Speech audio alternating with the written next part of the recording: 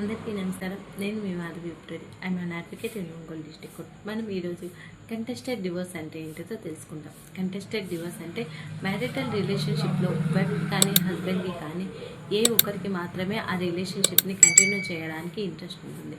మరొకరికి ఆ రిలేషన్షిప్ని కంటిన్యూ చేయడం ఇంట్రెస్ట్ లేక డివోర్స్ కోసం కోర్టును అప్రోచ్ అవుతారు. ఇలాంటి కేసెస్ని కంటెస్టెడ్ డివోర్స్ కేసెస్ అని అంటారు. ఈ టైప్ ఆఫ్ కేసెస్లో లిమిటేషన్ టైం అనేది ఉండదన్నమాట. కొన్ని కేసెస్ 1 or 2 yearsలో అయిపోతే కొన్ని కేసెస్ మాత్రం 4 to 5 years వరకు కంటిన్యూ అవుతానే ఉంటాయి. సో అందుకని ఈ టైప్ ఆఫ్ కేసెస్లో టైం లిమిట్ అనేది ఉండదు. అండ్ ఈ టైప్ ఆఫ్ కేసెస్లో ఎలా ఉంటుందంటే ఒక మనిషి అవతల పర్సన్ మీద చేసే ఆరోపణలను కరెక్ట్ అని ప్రూవ్ చేసుకోవాల్సి ఉంటుంది. ప్రూవ్ చేసుకునే పక్షంలో కోర్టు ఆ డివోర్స్ని అంగీకరించదన్నమాట. ప్రూవ్ చేసిన పక్షంలో మాత్రమే కోర్టు ఆ డివోర్స్ని అంగీకరించడం జరుగుతుంది.